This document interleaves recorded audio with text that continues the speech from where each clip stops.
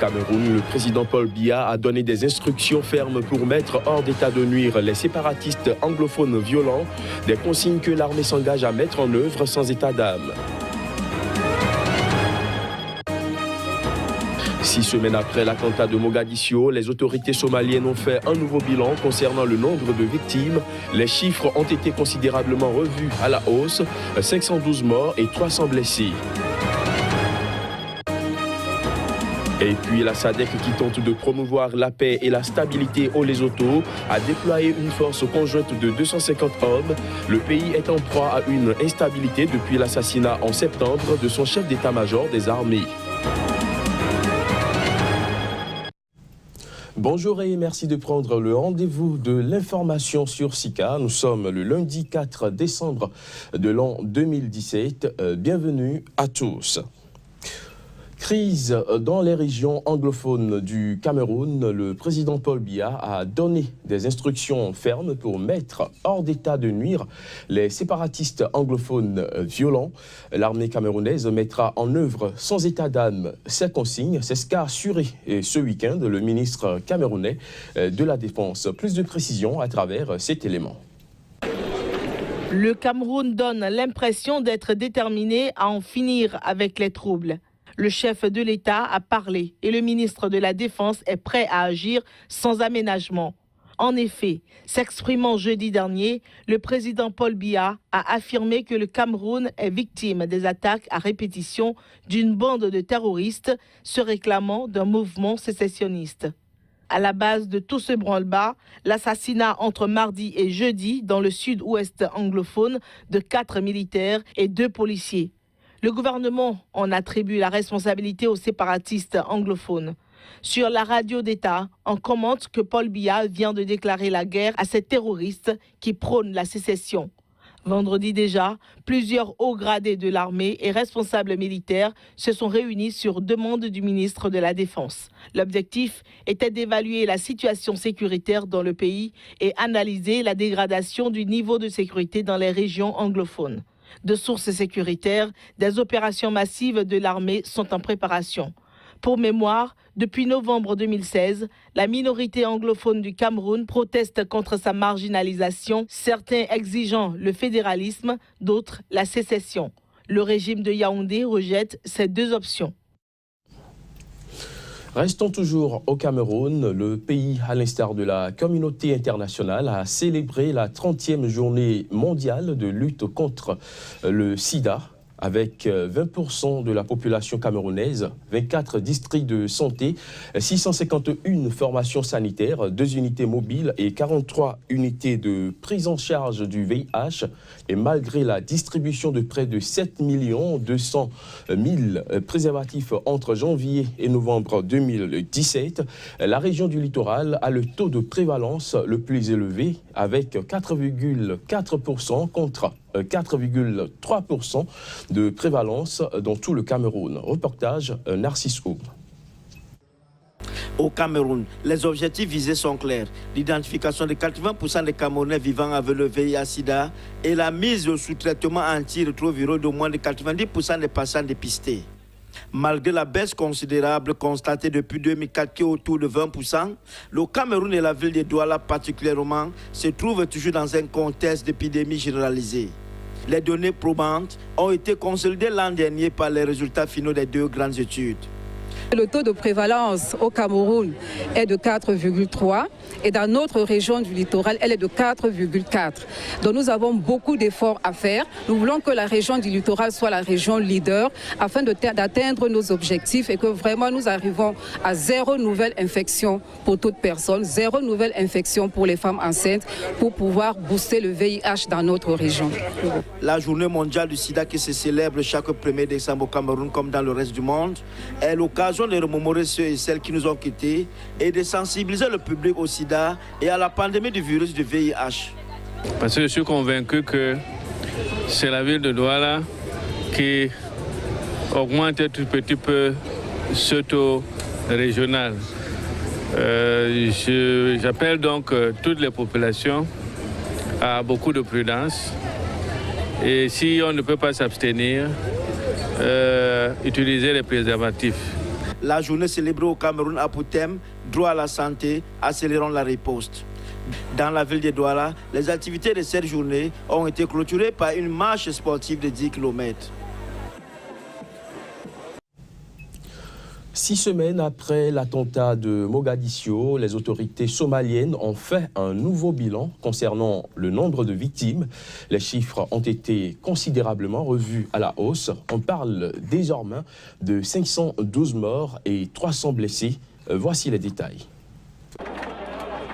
Le bilan de l'attaque terroriste survenue à Mogadiscio 6 semaines plus tôt reste la pire de l'histoire de la Somalie. Les autorités somaliennes ont établi un nouveau bilan. On estime désormais que l'attentat a fait 512 morts et blessé 300 personnes toujours en besoin d'assistance près de 2 mois après l'attentat. Les cas les plus graves ont dû être envoyés à l'étranger, notamment en Turquie, au Soudan et en Syrie, pour recevoir des soins dont ne dispose pas la Somalie. Pour mémoire, le 17 octobre dernier, l'explosion d'un camion en plein centre de la capitale Mogadiscio a secoué les Somaliens. Un acte terroriste qui n'a pas été revendiqué, mais les chebabs sont pointés du doigt. Les familles des victimes ont reçu récemment entre 900 et 3 000 $ de la part du gouvernement somalien. Une aide financière censée les aider à surmonter les conséquences de cet attentat.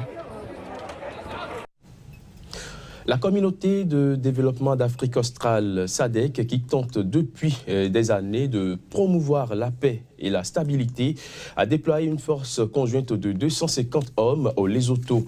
Le pays est en proie à une instabilité depuis l'assassinat en septembre dernier de son chef d'état-major des armées. Reportage.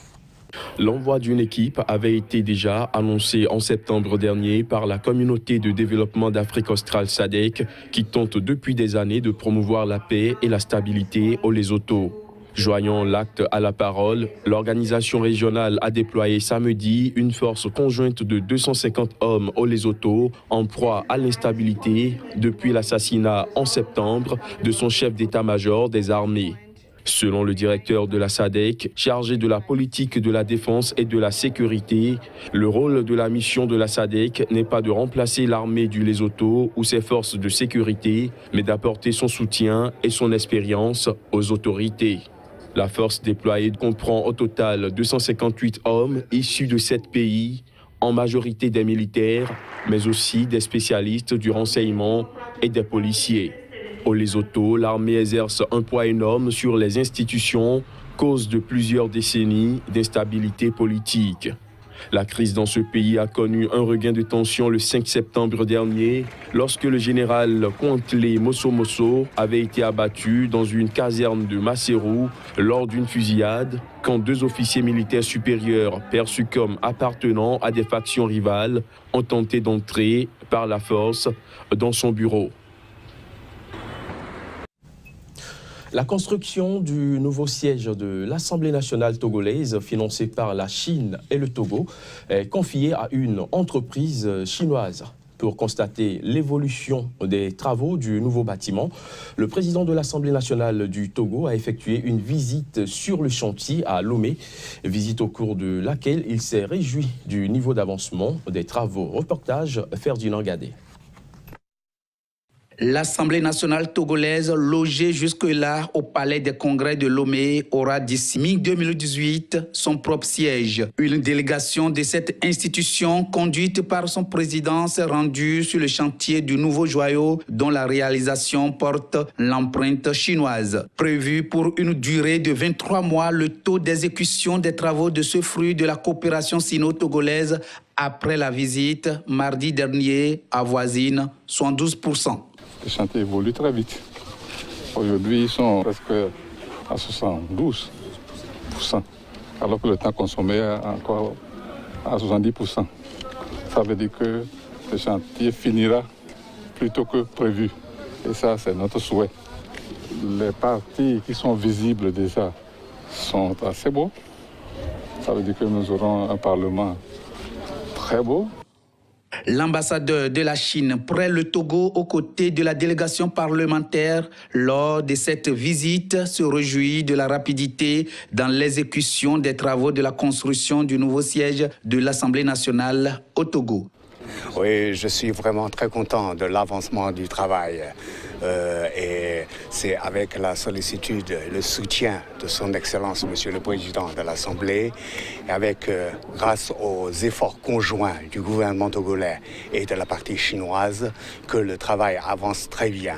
Et les ingénieurs et ouvriers togolais et chinois travaillent côte à côte, jour et nuit, pour la bonne qualité du nouveau siège du Parlement. Ce fruit de la coopération sino-togolaise dont la réalisation coûte 10 milliards 600 millions de francs CFA au Togo et la Chine qui prévoit la livraison pour le mois d'avril 2018.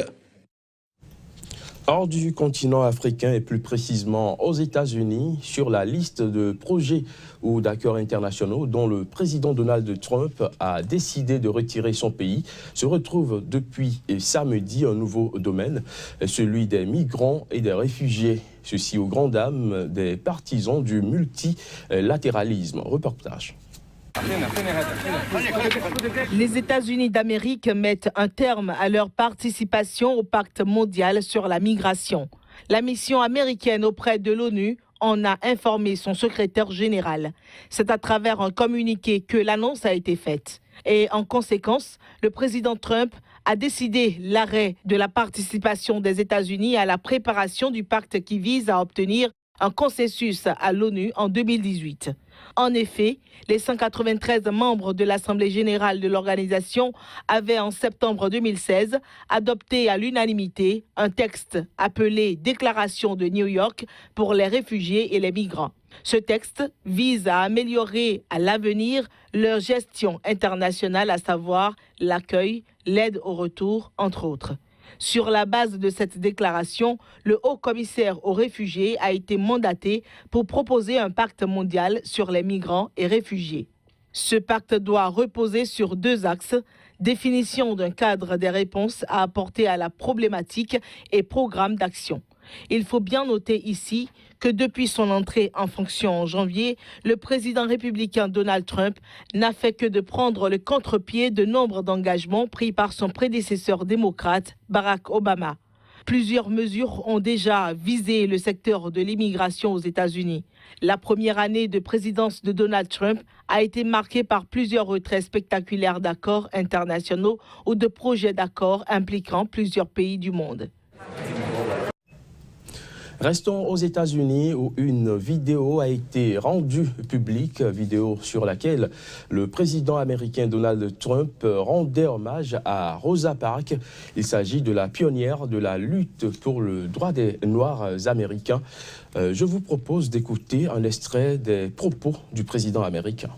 62 years ago this week, a brave seamstress in Montgomery, Alabama uttered... Il y a 62 ans cette semaine, une couturière courageuse à Montgomery, à Alabama, a prononcé un mot qui a changé l'histoire. Au soir du 1er décembre 1955, quand un conducteur de bus demande à Rosa Parks de libérer son siège, elle le regarde dans les yeux et lui dit « Non, non, elle ne va pas libérer son siège à cause de la couleur de sa peau. » Aujourd'hui, notre nation est meilleure, notre pays est plus équitable et notre peuple plus uni à cause du courage de Rosa Parks.